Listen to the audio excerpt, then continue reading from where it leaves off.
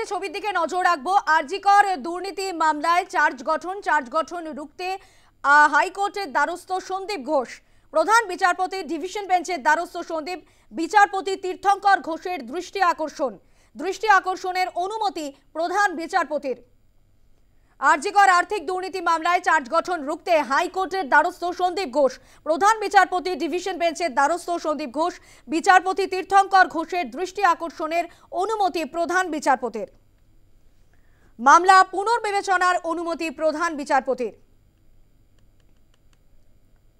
আরজিকর আর্থিক দুর্নীতি মামলায় চার্জ গঠন তা রুখতে হাইকোর্টের দ্বারস্থ সন্দীপ।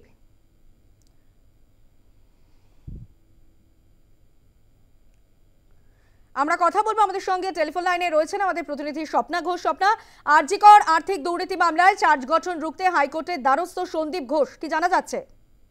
একেবারেই দেখো সানন্দা, যেটা জানা যাচ্ছে যে আরজিকর মেডিকেল কলেজের হাসপাতালে তরুণী চিকিৎসকের খুনের ধর্ষণ ও খুনের মামলায় কিন্তু চার্জ গঠন সংক্রান্ত বিচারপতি তীর্থঙ্কর ঘোষের নির্দেশ পুনর্বিবেচনা বা প্রত্যাহার করার মামলা দায়ের করার অনুমতি এবার দিলেন প্রধান বিচারপতি। হাইকোর্টের প্রধান বিচারপতি ডিভিশন বেঞ্চে কিন্তু সন্দীপ ঘোষ দ্বারস্থ হয়েছিলেন। আমরা জানি যে গত 31শে জানুয়ারি কিন্তু সন্দীপ ঘোষকে হাইকোর্ট থেকে বলা হয়েছিল, তীর্থঙ্কর ঘোষ বিচারপতি তিনি বলেছিলেন যে এই 7 দিনের মধ্যে চার্জশিট গঠন করার কথা বলেছিলেন, কিন্তু সেই বিষয় নিয়ে সন্দীপ ঘোষের আপত্তি ছিল এবং তার আইনজীবী যেটা বলেছিলেন যে 15,000 পাতার এই চার্জশিট তাদের পক্ষে এই কম দিনে পড়া সম্ভব নয়। সেই কারণে তারা কিন্তু দ্বিতীয়বার ডিভিশন বেঞ্চে দ্বারস্থ হয়েছিলেন এবং সেই মামলা কিন্তু এবার অনুমতি দেওয়া হয়েছে যে তাদের পুনর্বিবেচনা করার, অর্থাৎ এই মামলা যাতে পুনর্বিবেচনা করা হয় সেই বিষয়ে কিন্তু এই মুহূর্তে অনুমতি দেওয়া হয়েছে। সানন্দা, স্বপ্না তুমি আমাদের সঙ্গে থাকো। অন্যদিকে আরজিকর আর্থিক দুর্নীতি মামলায় চার্জ গঠন আটকাতে মরিয়া সন্দীপ ঘোষ। এরই মাঝে সন্দীপের বিরুদ্ধে নতুন অভিযোগ, মর্গে বেনিয়মের অভিযোগ। রাজ্য মানবাধিকার কমিশনের ব্যবস্থা নিতে রাজ্যকে সুপারিশ কমিশনের, কি জানা যাচ্ছে বিষয়ে স্বপ্না?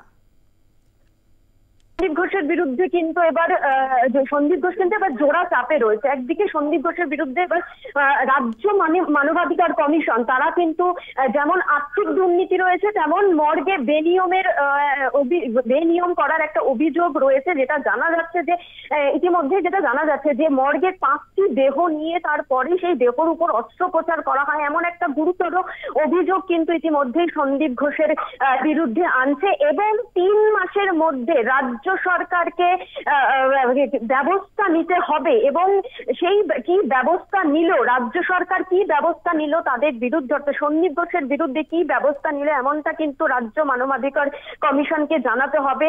অর্থাৎ একটা সময়সীমা বেঁধে দেওয়া হলো রাজ্য সরকারকে। কারণ আমরা দেখেছি যে সন্দীপ ঘোষের বিভিন্ন দুর্নীতি, আর্থিক দুর্নীতি থেকে শুরু করে তার বিরুদ্ধে ওঠা ধর্ষণ এবং খুনের ঘটনা একাধিকবার একাধিক চিকিৎসক মহল থেকে শুরু করে যে অভিযোগ তুলেছিল রাজ্য সরকারের, সেই কড়া ভূমিকা তার বিরুদ্ধে কিন্তু এই মুহূর্তে চোখে পড়েনি। এই কারণেই কিন্তু আবারও রাজ্য মানবাধিকার কমিশন তাদের এই সন্দীপ ঘোষের বিরুদ্ধে এবার পুরোপুরি একটা 3 মাসের সময়সীমা বেঁধে দিয়েছে এবং রাজ্য সরকারকে অবশ্যভাবেই জানাতে হবে যে কি ব্যবস্থা নিচ্ছে রাজ্য সরকার। সানন্দা, ধন্যবাদ স্বপ্না। আমরা কথা বলছিলাম আমাদের প্রতিনিধি স্বপ্না ঘোষের সঙ্গে।